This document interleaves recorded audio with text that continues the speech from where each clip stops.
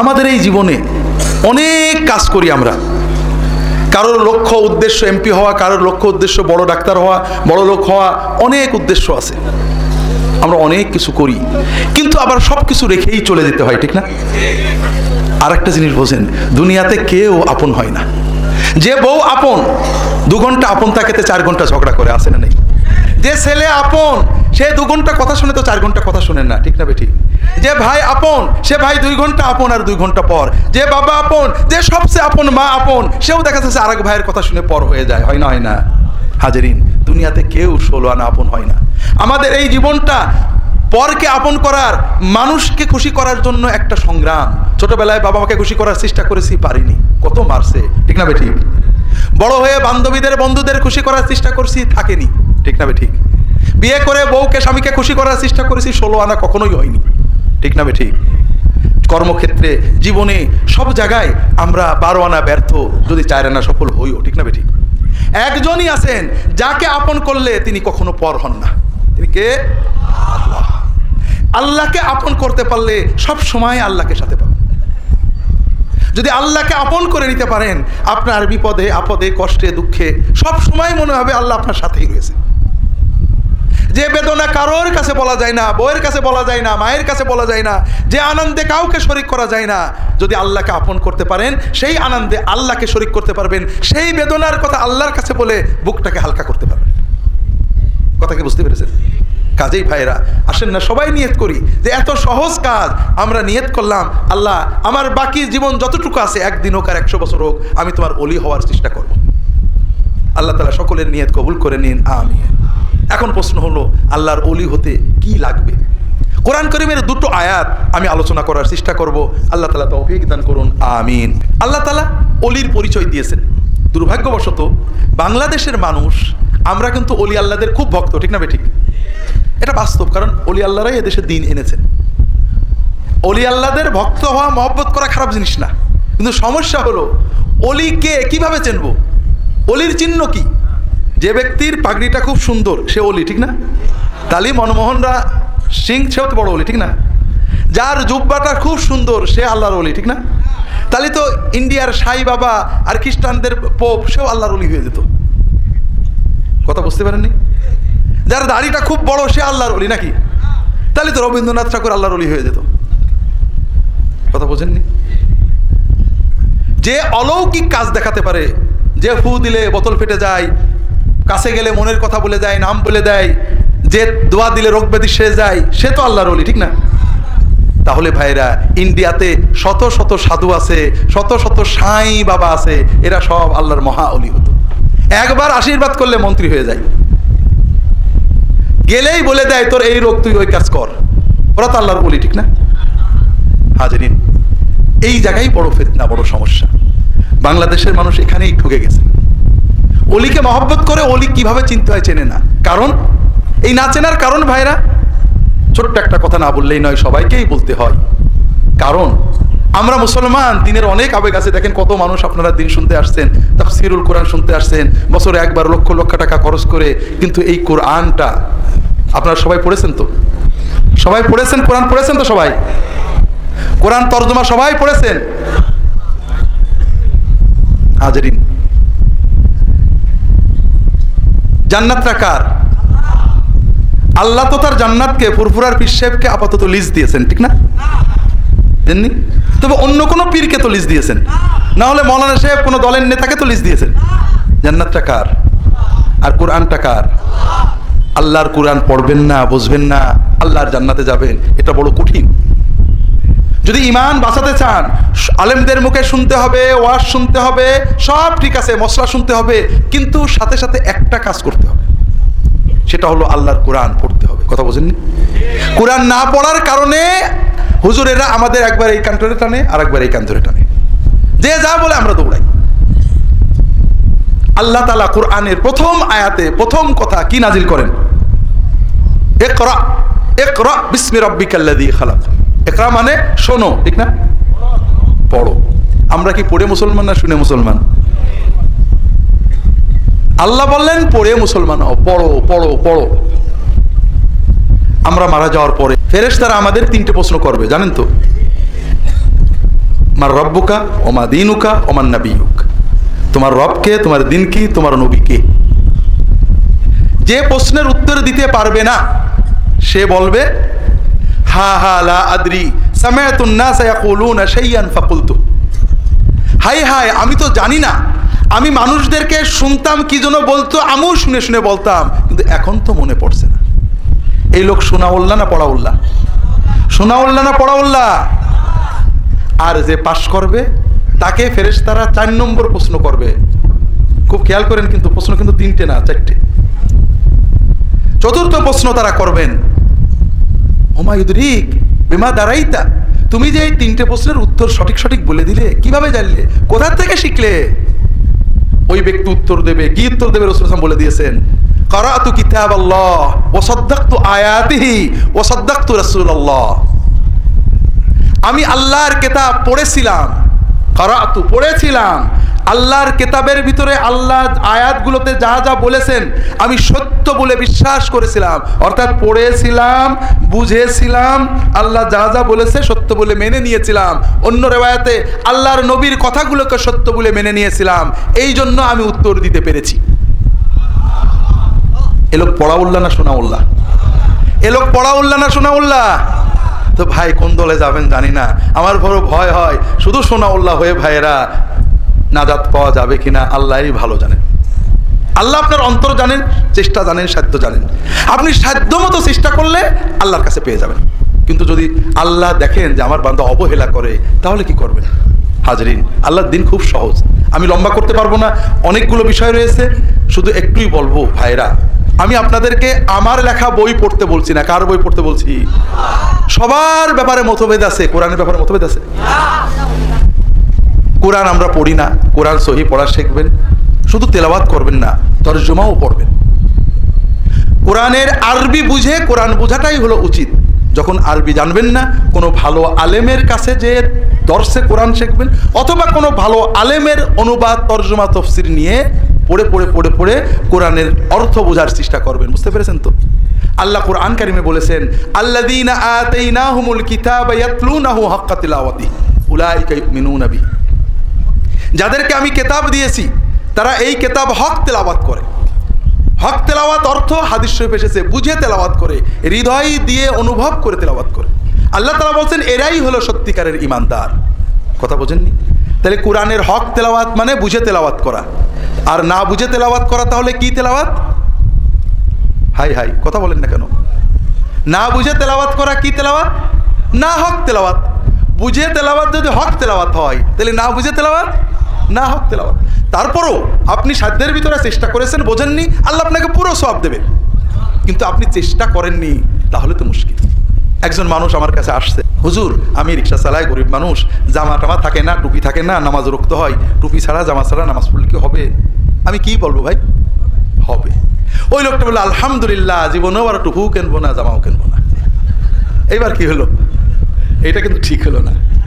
আপনি কোরআন বোঝেন না, আপনি পড়বেন না, পড়বেন, আপনি চেষ্টা করেছেন, আপনার সাধ্যের ভিতরে যতটুকু করেছেন ওটাই হবে। কিন্তু যদি আপনি না বুঝে পড়াটাকেই পূর্ণ পড়া মনে করেন, জীবনে আর বুঝবই না, তাহলে তো আল্লাহকে ধরা খেয়ে যাবেন ভাইরা।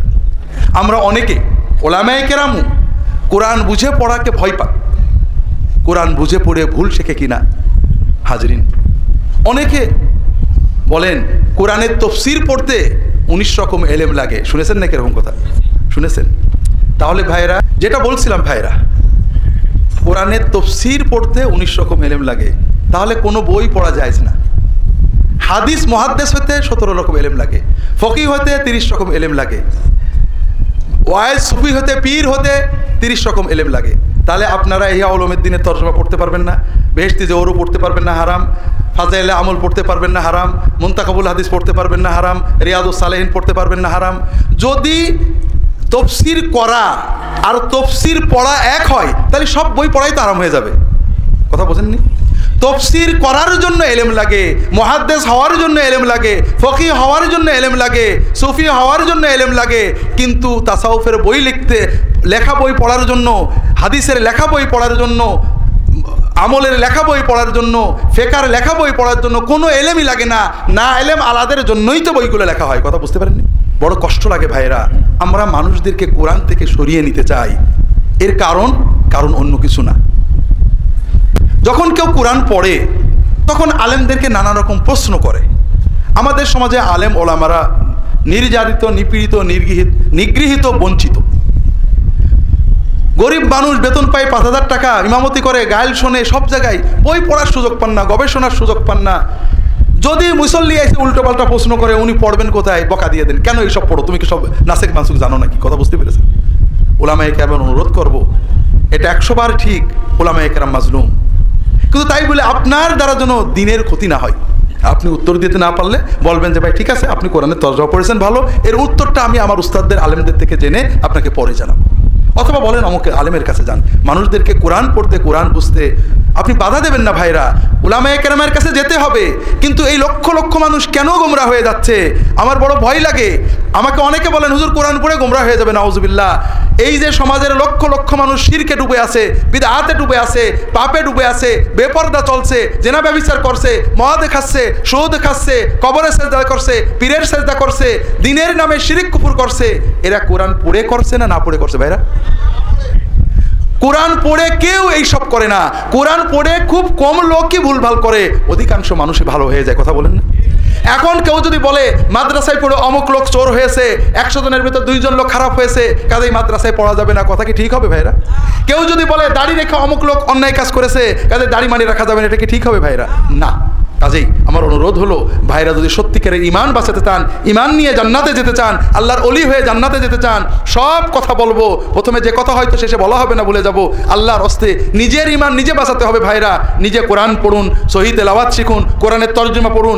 না পড়তে পারলে যদি আপনারা নিরক্ষর হন, মসজিদের ইমাম সাহেবকে মাসে 200 টাকা, 300 টাকা, 500 টাকা দেবেন, যে সপ্তাহে অন্তত 1 দিন 2 দিন অথবা প্রতিদিন ইশার পরে, মাগরিবের পরে, জোহরের পরে, ফজরের পরে 10 মিনিট, 15 মিনিট, 20 মিনিট মাআরিফুল কোরআন, তাফসিরে তাওজিহুল কোরআন, কোনো ভালো আলেমের লেখা তফসির, তুমি শুধু কোরআনের আয়াত পড়বে আর তফসিরটা পড়বে, নিজের থেকে কিছু বলবে না। ভাইরা একটু দেখেন না, 1 বার 2 বার কোরআন তরজমা পড়ুন অথবা শুনুন, দেখবেন ইমান পাল্টে গেছে, তাকওয়ায় আপনার অন্তর লাল হয়ে গিয়েছে, রঙিন হয়ে গিয়েছে, আল্লাহর বেলায়েত আপনি এমনিই পেয়ে যাবেন। আল্লাহ রাসূল সাল্লাল্লাহু আলাইহি ওয়াসাল্লাম বলছেন, ইন্না হাযাল কুরআন শাফিউন মুশাফফা ওয়া মাহিলুন মুসাদ্দাক ফামান জাআলাহু আমামাহু কাদাহু ইলাল জান্নাহ ওয়া মান জাআলাহু খালফাহু কাদাহু ইলান নার, আও কামা ক্বালা সাল্লাল্লাহু আলাইহি ওয়াসাল্লাম। এই কোরআন যার জন্য শাফাত করবে, আল্লাহ তার শাফাত শুনবেনই, আর যার বিরুদ্ধে বিবাদী হবে তার আর রক্ষা নেই। কেউ যদি এই কোরআনকে সামনে রাখে, কোরআনের তালেবে ইলম হয়, কোরআনের মুরিদ হয়ে যায়, কোরআনের অনুসারী হয়ে যায়, এই কোরআন তাকে জান্নাতে নিয়ে যাবে। আর কেউ যদি কোরআনকে পিছনে ফেলে রাখে, কোরআনকে মটকাই তুলে রাখে, কোরআনকে সামনে না রাখে, এই কোরআনের সাথে যদি বেয়াদবি করে, কোরআন তার বিরুদ্ধে গেলে তার আর বাঁচার উপায় থাকবে না। তো ভাইরা, আমরা অনেক সময় বলি যে আমি অমুক হুজুরের মুরিদ, আমার হুজুর যদি জান্নাতে যায় আমিও যাব, এরকম বলে নাকি? হলে তাই না? আমি একবার এক ওয়াজের মাহফিল, এরকম একটা বড় ওয়াজ মাহফিলে, কোথায় জন্য চট্টগ্রাম না কোথায়, এরকম বলছে আমাদের দাদা হুজুর যদি জান্নাতে আমিও যাবো। এই কোনে এক যুবক বসেছিল, সে ছোট্ট করে বলছে, হুজুর আপনার দাদা হুজুর জান্নাতে গেছে, দেখে আইছেন তো? কথা বোঝেননি? অমক হুজুর, অমক পীর, অমক মাওলানা, অমক মুর্শিদ জান্নাতে গেছে, দেখে আসছেন নাকি? কি করে বললেন? ইমাম আবু হানিফা রাহমাতুল্লাহ আলাইহি তার লেখা ফিকহুল আকবার বইটার অনুবাদ এবং ব্যাখ্যা এখানে পাবেন। তিনি তার এই ফিকহুল আকবার বইয়ে এবং ইমাম তাহাবি রাহমাতুল্লাহ আলাইহি তার আল আকিদা তাহাবিয়া বইয়ে স্পষ্ট লিখেছেন, যার নাম কোরআনে নেই অথবা যার নাম কোনো হাদিসে স্পষ্ট নেই, কোরআন বা হাদিসে যাকে জান্নাতি বলে, আল্লাহর ওলি বলে সাক্ষ্য দেওয়া হয়নি, এই রকম কোনো মানুষকে আল্লাহর ওলি বলা তো দূরের কথা, জান্নাতে যাবে এই কথাও নিশ্চিতভাবে বলা যাবে না। কিন্তু এই কোরআন যে জান্নাতে যাবে এ ব্যাপারে কি সন্দেহ আছে? তাহলে আসেন না কোরআনকে ধরি। আর আল্লাহর হাবিব, আল্লাহর খলিল মুহাম্মদ রাসূলুল্লাহ তিনি বলছেন কোরআনকে ধরলে জান্নাতে নেবেই, এরপরেও কি সন্দেহ থাকে? আপনারা অনেক সময় মনে করেন যে কোরআন ধরা কঠিন, হুজুর ধরা সহজ, ঠিক না? আমি আল্লাহর ওলি হওয়ার আয়াত এবং হাদিস বলবো, তার আগে একটা মজার কথা মনে পড়লো, না বললে পরে ভুলে যাব। আমাদের দেশে অনেক মানুষ আছেন যারা বলেন নামাজ না পড়লে কি হয়, ইমান ঠিক আছে, বলে না? আছে, মাশাআল্লাহ। হ্যাঁ, আর আমি আপনাদের মারেফতের ভেদ বলি, নামাজ পড়ে না ইমান ঠিক আছে, এইরকম মুসলমান বাংলাদেশে যত বেশি হবে আমাদের হুজুরদের তত লাভ। এই জন্য আমরা যতই বলি নামাজ পড়ো বাবারা, নামাজ পড়ে, এটা আমাদের মুখের কথা। দেখবেন বেনামাজি মরে গেলে দাওয়াতে চলে যায়, বেনামাজির জানাজা পড়াই, দুবাই মাশাআল্লাহ জান্নাতুল ফেরদৌসে পৌঁছে দিই। ঠিক আছে না? ঠিক আছে। কারণ নামাজ পড়ে না এই রকম মুসলমান বেশি থাকলে আমাদের লাভ কি করে? একটু ভেদের কথা শিখে নেন। নামাজ পড়ে না, ইমান ঠিক আছে, তার মানে সে বোঝে যে বিপদ আপদ আল্লাহ দেয়, আল্লাহই কাটায়, কিন্তু নামাজ কালাম জানে না। ওর যখন কোনো বিপদ হয়, ছোট বিপদ বড় বিপদ, গরুর অসুখ, ছেলের অসুখ, স্বামীর অসুখ, মামলা মোকদ্দমা, রোগ ব্যাধি, মাথা ব্যথা, কষ্ট হয়, ও আল্লাহর কাছে দোয়া করতে জানে, নামাজ কালাম জানে না। ও তখন কি করে? 200 টাকা 500 টাকা, একটা মুরগি 2টো ছাগল নিয়ে, আমাকে অবহেলা করেন না, বাংলাদেশের 16 কোটি মানুষের জন্য প্রায় 12 লাখ পীর আছে, তার ভিতরে আমি একজন, একবার খেলাফত পাওয়া পীর, কাজেই আমরাও ভাগের ভাগ কিছু পাই। তাহলে বেনামাজি মুসলমান নারী পুরুষ দেশে বেশি থাকলে আমাদের লাভ না লস? আর আপনাদের লস। কেন? 1 নম্বর হলো ইমানটা লস। কারণ আপনি আল্লাহ রসুল সাল্লাল্লাহু আলাইহি ওয়াসাল্লাম বারবার বলেছেন নামাজ না পড়লে ইমান ঠিক থাকে না। যত হুজুরি যাই বলুক, মুহাম্মদ রাসূলুল্লাহ সাল্লাল্লাহু আলাইহি ওয়াসাল্লাম বলছেন নামাজ না পড়লে ইমান ঠিক থাকে না। 2 নম্বর কথা হলো, আরো ইমান যাওয়ার অন্য কারণ আছে। বিপদে পড়লে কার ডাকতে হয়? আপনি বিপদে আল্লাহকে না ডেকে মনে করেন অমকের কাছে গেলেই বোধহয় বিপদ কেটে যাবে, এটাও ইমান নষ্ট হওয়ার একটা কারণ। তাহলে আপনি প্রথমে ইমানটা নষ্ট করলেন, হারালেন। 2 নম্বর, আপনার টাকা, ছাগল, গরু হারালেন। ওইটা নিজের বাড়িতে বাচ্চা কাচ্চা নিয়ে জবাই করে খাইলে, বিক্রি করে টাকা দিয়ে খাইলে আপনার লাভ হতো না? আমার দিয়ে দিলেন, আমার তো এমনিই চর্বি অনেক। তাহলে 2টো লস গেল। কয়টা লস গেল? 3টে লস হলো। যে জন্য গেলেন সেটাও হয় না। এই হুজুরির সব হাদিয়া দিলেই কি বিপদ কেটে যায় একেবারে? প্রতি বছরই তো দেওয়া লাগে, তারপরেও বিপদ থেকেই যায়। ঠিক না? ঠিক। হ্যাঁ, বিপদ কাটে, সবারই কাটে। ওই মা কালীর মানতও যে করে তারও কাটে, ও যে দরগায় মানত করে তারও কাটে, যে কিছুই করে না তারও কাটে। না কাটে না? কারণ মানুষ যখন মনের আবেগে ডাকে, শিরিক করলেও আল্লাহ দোয়া কবুল করে, আল্লাহ কোরআনে বলেছে। তবে শিরকের জন্য তাকে শাস্তি পেতে হয়। তাহলে লস কয়টা হলো? 3টে। ইমান লস হলো, টাকা পয়সা লস হলো, বিপদ রয়েই গেল। হাজরিন, আর যদি নামাজ পড়তেন, আল্লাহ রাসূল সাল্লাল্লাহু আলাইহি ওয়াসাল্লাম বলছেন, আকরাবু মা ইয়াকুনুল আবদু মিনাল্লাহি ওয়া হুয়া সাজিদ ফাআকথিরু ফীহি মিনাদ দুআ ফাইন্নাহু কামিনুন আয়ুস্তাজাবা লাকুম। বান্দা যখন নামাজে সাজদা করে, তখন বান্দা আল্লাহ তাআলার সবচেয়ে কাছে চলে যায়, নিকটবর্তী হয়ে যায়, বান্দার সাথে আল্লাহর দিদার হয়ে যায়।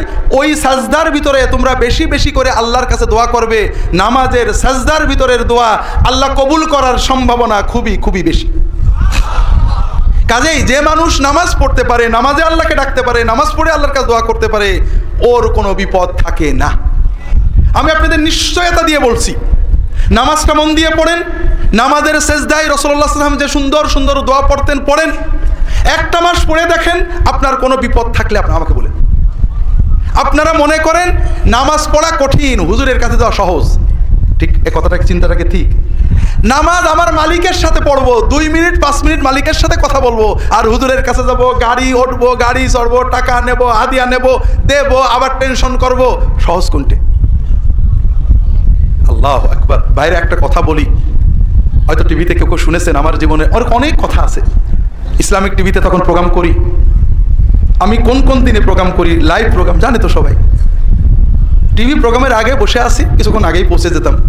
হঠাৎ এক ভাই এসে আসি, ঢাকা একেবারে বাইতুল মুকাররমের কাছে, ওখানে কি যেন বিজয়নগর না কি নাম, যাই হোক, ওইখানে বাড়ি। বলছেন যে হুজুর আপনার প্রোগ্রাম নিয়মিত শুনি, আপনারা তো তাবিজ নিতে এই সমস্ত যারা করে ওদের কাছে যাইতে নিষেধ করেন, কিন্তু আমি খুব বিপদে পড়েছি, এখন কি করব, সুন্নাতের আলোকে কোনো আমল আছে কিনা একটু বলেন। তো ভাই কি বিপদ? তা আমার একটু জমি আছে ঢাকার ভিতরে, জমিটার এক ডেভেলপারকে দিচ্ছি, জমির জন্য দলিলগুলো ডেভেলপারকে দিতে হয়। তো জমির দলিলগুলো ডেভেলপারকে দিছি, সে কাগজপত্র রেডি করে এগ্রিমেন্ট করে আমার টাকা দেবে ইত্যাদি। কিন্তু এখন সে দলিলও করছে না, টাকাও দিচ্ছে না, আমার দলিল ফিরিয়েও দিচ্ছে না। আর এইসব ডেভেলপাররা খুব প্রভাবশালী হয়, সন্ত্রাসী বসে, হুজুর আমার এখন ভয় আছে, আমার জমিও গেল, আমার টাকাও গেল, সবই গেল, কি করবো, কি করবে আমি তো আর জানি না। এখন আমি তাকে বললাম যে ভাই, আল্লাহকে ডাকতে হবে, আপনি তাহাজ্জুদের নামাজে উঠে আমার রাহে বেলায়েত বই থেকে 2টো দোয়া শিখিয়ে দিলাম, যে এই দোয়াটা আপনি পড়বেন তাহাজ্জুদে সেজদায়, যে অন্তর দিয়ে অর্থ বুঝে আপনি আল্লাহর কাছে ডাকতে থাকবেন, হয়তো বা আল্লাহ বিপদ কাটে। এছাড়াও তাহাজ্জুদের পরে, নামাজের পরে এই দোয়াগুলো করবেন। 2-3 সপ্তাহ পরে উনি চলে গেছেন। 2-3 সপ্তাহ পরে বা বোধহয় 1 মাস পরে, আমার ঠিক ভালো মনে নেই, হঠাৎ দেখে আবার আসছেন উনি। তো হুজুর আলহামদুলিল্লাহ একটা সুসংবাদ আছে। তো কী হয়েছে? তো হুজুর কয়েকদিন আগে, 2-3 দিন আগে বললেন, হয়তো আমার ভালো মনে নেই, ওই ডেভেলপার এমনি এসে দলিলগুলো আমার দিয়ে চলে গেল। আমি বললাম আলহামদুলিল্লাহ, আল্লাহ তো দয়া করে বিপদ কাটিয়েছেন। বলে হুজুর কিন্তু অন্য একটা বিষয় আমার মন খারাপ লাগছে। কেন ভাই? বলে হুজুর আমি এই যে কয়েক সপ্তাহ তাহাজ্জুদের নামাজে সেজদায় যে আল্লাহর কাছে দোয়া করছিলাম, কাঁদছিলাম, এত মজা পাচ্ছিলাম, এখন আমার মনে হচ্ছে যে দলিলটা যদি আরো 2-4 মাস পরে দিত তাহলে ভালোই হতো। ভাইরা, আল্লাহর ইবাদত, আল্লাহর সাথে কথা বলা যে কত মজা পাইলেন না? মনে করলেন হুজুরের কাছে আরাম, আর আল্লাহর কাছে দিনের ভিতরে 10-15 মিনিট 20 মিনিট নামাজে কথা বলবে, এটা কষ্ট। ভুল বুঝলেন ভাইরা। আপনারা মনে করলেন যে কোরআনের মুরিদ হওয়া কঠিন, হুজুরের কাছে যায়। ভাইরা না, কোরআন আল্লাহর কালাম, কোরআন আপনার ঘরে আছে, পড়বেন, আল্লাহর সাথে কথা বলবেন, দিলে তাকওয়া আসবে। হ্যাঁ, এরপরে কোরআনের আলোকে যে আলেমকে ভালো পাবেন, সেই আলেমের সোহবতে যাবেন, মসলা মাসাইল শুনবেন। একা কোরআন পড়ে মুফতি হওয়ার চেষ্টা করবেন না, কারণ আল্লাহ নিজেই কোরআনে বলেছেন প্রত্যেক মুমিনকে কোরআন বুঝে পড়তে হবে।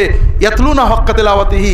আবার আল্লাহই কোরআনে বলেছেন ফালাউলা নাফারা মিন কুল্লি ফিরকাতিন মিনহুম তাইফাতুন লিয়াতাফাক্কাহু ফিদ্দীন। প্রত্যেক জনপদের ভিতরে কিছু মানুষ বেরিয়ে যেতে হবে, অনেক দিন গবেষণা অধ্যয়ন করে দিনের ফিকে অর্জন করতে হবে, ফকি হতে হবে। কাদের কোরআন বুঝে পড়া আর ফকি হওয়া এক জিনিস নয়। আপনি কোরআন বুঝে তাকওয়া অর্জন করবেন, মাসলা মাসাইলের জন্য আলেমদের, কোরআনের আলোকে যে আলেমকে ভালো পাবেন, যে আলেমকে মুত্তাকি পাবেন, যে আলেমকে হকপন্থী পাবেন, সেই ধরনের আলেমদের সহবতে যে ফিকহ শিখবেন, মসলা শিখবেন। আল্লাহ তাআলা তৌফিক দান করুন, আমিন।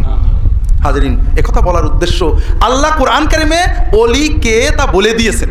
আমরা কোরআন না পড়ার কারণে চিনি নে, পাগলের মতো দৌড়িয়ে বেড়াই, ইমানটাও নষ্ট করি। আল্লাহ তাআলা কোরআন কারিমে বলছেন আউযু বিল্লাহি মিনাশ শাইতানির রাজীম, আলা ইন্না আউলিয়া আল্লাহি লা খাউফুন আলাইহিম ওয়া লা হুম ইয়াহজানুন আল্লাযীনা আমানু ওয়া কানু ইয়াত্তাকুন। সাবধান, জেনে রাখো আল্লাহর ওলিদের কোনো ভয় নেই, তাদের কোনো টেনশন নেই। আল্লাহর ওলি হতে পারলে ভয়ও থাকবে না, টেনশনও থাকবে না, ঠিক না ভাই? কিভাবে? একটা ছোট্ট গল্প বলি। গল্পটা আব্দুল কাদের জিলানী রাহমাতুল্লাহ আলাইহির সময়ের। বাগদাদে তখন দুর্ভিক্ষ হচ্ছে। কি হচ্ছে? দুর্ভিক্ষ। দুর্ভিক্ষ মানে আমরা যারা বাংলাদেশের স্বাধীনতার সময়ে মোটামুটি বড় ছিলাম, 74 সময়ে দুর্ভিক্ষ দেখেছি, দেখেননি? দুর্ভিক্ষ দেখেছেন না দেখেননি? বয়স্করা দেখেছেন না? যুবক কিশোররা দেখেনি? দুর্ভিক্ষ মানে হলো খাবার নেই, টাকা পকেটে আসলে খাবার কিনতে পাওয়া যাচ্ছে না, টাকা নেই, খাবারের দাম আগুন, মানুষ না খেয়ে রাস্তায় মরে আসে, লাশ পড়ে আসে, এর নাম হলো দুর্ভিক্ষ। বাগদাদ মুসলমানদের রাজধানী, সেখানে দুর্ভিক্ষ কেন? এর কারণ জানতে হলে এটাও দরকার, প্রাসঙ্গিক বলা দরকার, যদিও আয়াতের ব্যাখ্যাটা পিছিয়ে যাচ্ছে। আপনারা খ্রিস্টানদের কথা শোনেননি? শুনেছেন তো? খ্রিস্টানরা আমাদের দেশেও আছেন, তারা মানুষের সেবা করেন, ধর্ম প্রচার করেন, আছে না নেই? আমাদেরকে মানবতা শেখান। আবার মুসলমান যুবকদের বলে, মুসলমানদেরকে বলে, দেখো ইসলাম ধর্ম মারামারির ধর্ম, আর খ্রিস্টান ধর্ম ভালোবাসার ধর্ম। নাউজুবিল্লাহ বললেন না? খুব ভালো করে বুঝুন, আমি বিস্তারিত যেতে পারবো না। খ্রিস্টান ধর্মের পোপ পাদ্রীরা 1978 সালে আমেরিকার কলোরাডো স্প্রিংস শহরে মিটিং করেছেন, North American conference on evangelization of Muslims. মুসলমানদের কিভাবে খ্রিস্টান বানাতে হবে সেই বিষয়ক সম্মেলন। এই সম্মেলনে তারা সিদ্ধান্ত নিয়েছেন 1915 সালের ভিতরে বাংলাদেশের অন্তত 3 ভাগের 1 ভাগ মুসলমানকে খ্রিস্টান বানাতে হবে। খুশি হয়েছেন? আর 1940-45-এর ভিতরে বাংলাদেশের মেজরিটি হয়ে যাবে খ্রিস্টান। এজন্য তারা তাদের বাইবেলকে মুসলমানদের ভাষায় তর্জমা করেছেন, নিজেদেরকে মুসলমান দাবি করেন, ঈসাই মুসলমান বলেন। তারা বলেন আমরা কোরআনও মানি, ইঞ্জিলও মানি, তাওরাতও মানি, আমরা ঈসাই তরিকার মুসলমান। ধর্মান্তর বলেন না, ব্যাপটিজম বলেন না, তরিকাবন্দি বলেন। মুসলমানদেরকে বলেন তোমরা মুসলমানই থাকো, নামাজ রোজা পড়ো, একটু ঈসা মসির ধ্যান করো। কোরআন দিয়ে মুসলমানদের বিভ্রান্ত করেছেন। কোরআন নিয়ে যে বলে এই দেখো কোরআনের ভিতরে ঈসা মসির নাম আছে, কাজেই তুমি যদি তাকে ত্রাণকর্তা না মানো, ঈসা মসির উপর ঈমান না হনো, জান্নাতে যাবে না। বিভিন্ন প্রতারণার মাধ্যমে মুসলমানদেরকে খ্রিস্টান বানাচ্ছেন, বিভিন্ন প্রতারণা দিয়ে। এরপরে তাদের কাছে একটু যাওয়ার পরে আস্তে আস্তে ইসলামের বিরুদ্ধে অনেক কথা বলেন, রাসূলুল্লাহ সাল্লাল্লাহু আলাইহি ওয়াসাল্লামের বিরুদ্ধে অনেক কথা বলেন, রাসূলুল্লাহ সাল্লাল্লাহু আলাইহি ওয়াসাল্লামের প্রতি ঘৃণা জন্মান, কোরআনের প্রতি ঘৃণা জন্মান। এরপরে যখন ওই মানুষটা কোরআনের উপরে পেশাব করে, তখন তাকে আসল দায়িত্ব দেন। তারা মুসলমানদের ভিতরে বলেন, অনেক কথা বলেন, তার একটা কথা বলেন যে ইসলাম মারামারির ধর্ম। দেখো না হুজুররা কিভাবে মারে, ওই দেখো না জঙ্গিরা কিভাবে মারে, আর খ্রিস্ট ধর্ম ভালোবাসার ধর্ম। হাজরিন, আর মুসলমানরা জানে না, পড়ে না, কাজেই মনে করে তাই তো হুজুররাই তো মারামারি করে, খ্রিস্টানরা তো করছে না। খুব ভালো করে বুঝুন, মুসলমানরা মারামারি করে দুর্ভাগ্যজনকভাবে, এটা কথা ঠিক আছে, কিন্তু মুসলমানেরা 1000 বছর ধরে যে কয়টা মানুষ মারছে, খ্রিস্টানরা একদিনে তার চেয়ে অনেক বেশি মানুষ মেরেছে।